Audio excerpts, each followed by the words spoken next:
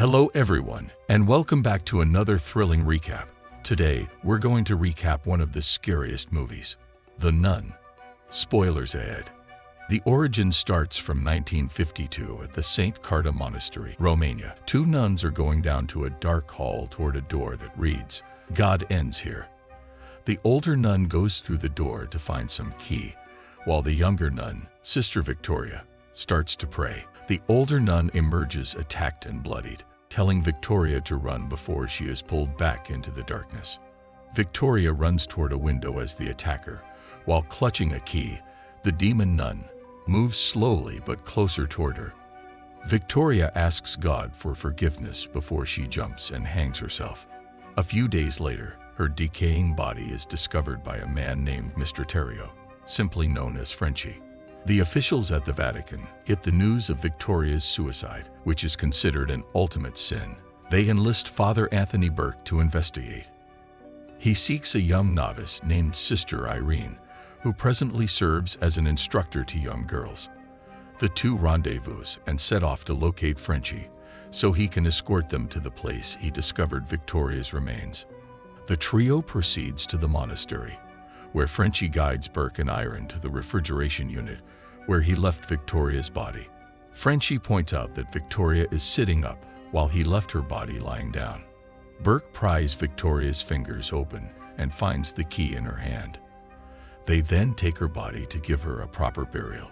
While on their way back to the abbey, Burke spots fresh bloodstains on the steps where Frenchie had discovered the lifeless body of Victoria. They proceed into the chapel but are unable to enter the abbey at this moment. There, they encounter the abbess, who informs them that due to the approaching sunset, they must observe a vow of silence. Consequently, they are instructed to depart and may return the following day. The abbess also provides them with lodging for the night. Burke and Irene retire to their rooms, while Frenchie departs. As he strolls past the shadowy woods, he glimpses what appears to be Victoria wandering through the forest. Intrigued, he follows her, only to find himself confronted by the reanimated Sister Victoria, who attacks him. Frenchie retrieves a cross from the ground and walks away with it. Irene confides in Burke about a series of childhood visions, all concluding with her hearing the phrase, "Mary points the way." Burke then recollects an incident in France when he was summoned to perform an exorcism on a young boy named Daniel who was possessed.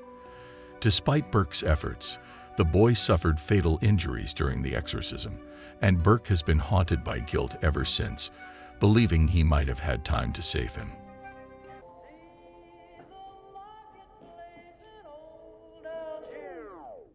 Later that night, Burke is awakened by the sound of eerie music. He ventures into the woods and witnesses a horrifying, demonic apparition of Daniel.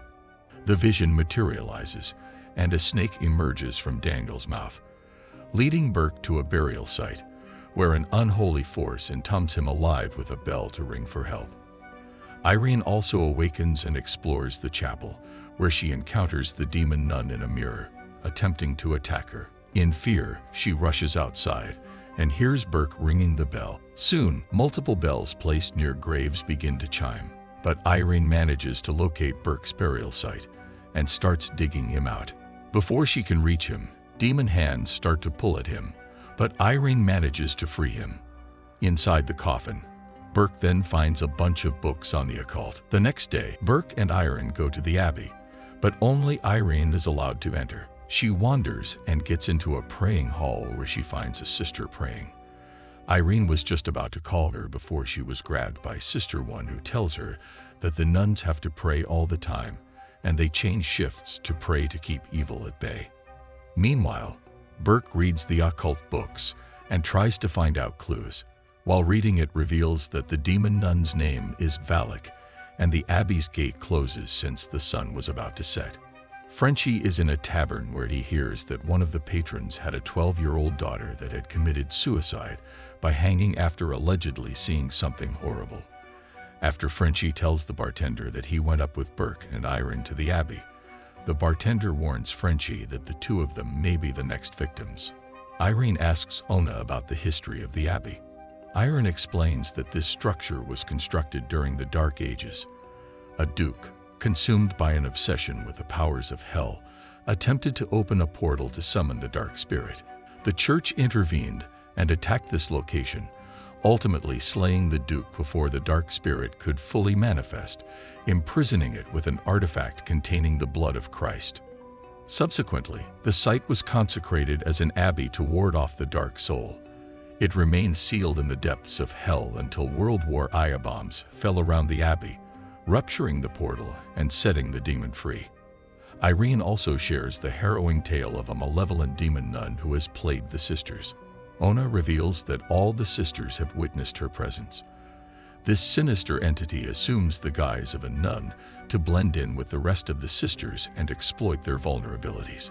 Ona suspects that these occurrences are linked to the open portal. Burke makes another attempt to gain entry to the abbey with the guidance of a map, but he is once more confronted by the Abyss, who informs him that he won't discover another way in.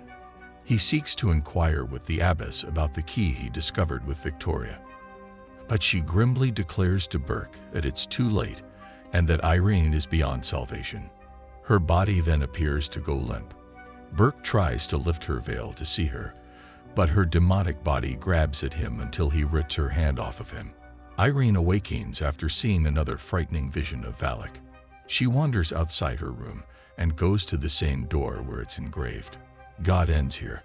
The door opens slowly and she sees the Valak. She tries to run away, but it seems like she was upside down. Valak tries to get the key out of her, but she fails as Irene grabs and falls to the door. Valak again comes behind her, but she was rescued by Sister One. Sister Ona sends her to the prayer hall, where she finds Sister Abigail praying beside a dead body. When she reaches to the corpse, it was none other than Ona herself. Just then, some more nuns arrive and begin to pray, but after a sudden all were blown to the walls except Irene. On the other hand, Burke sees Valak and gets out of there to search for the point to get in. Then he realized the icebox has an entrance door to the abbey. Burke arrives there, but he is also under attack until Frenchie shows up with a shotgun.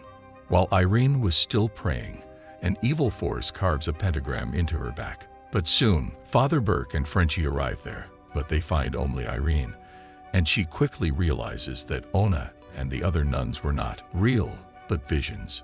The three reunite as they realize that Victoria was not trying to commit suicide, but rather sacrifice herself so that Valak could not possess her body and spread terror. Since the dark entity will need a body to come into the human world, soon Valak reemerges and attacks the trio. He starts to try and possess Irene while Burke is attacked by the demonic Daniel. Irene is briefly possessed, but Frenchie manages to throw some blood on her to free her. Valak unleashes a dark force upon Frenchie and then tries to drown Irene. He pulls her up and sees that the vial is broken.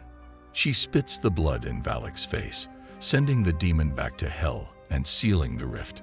As the trio leaves the abbey, Irene asks Frenchie his real name, and he says it's Morris.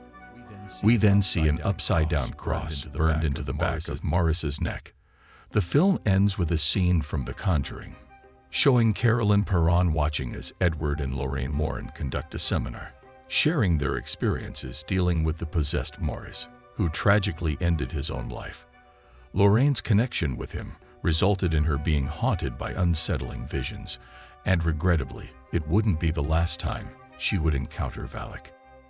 If you found yourself in the eerie world of The Nun, faced with confronting a malevolent demon and solving a dark mystery, what would be your strategy to survive and bring an end to the sinister forces haunting the abbey? Let us know in the comments below. If you enjoyed this recap, make sure to subscribe, and I'll see you in the next one.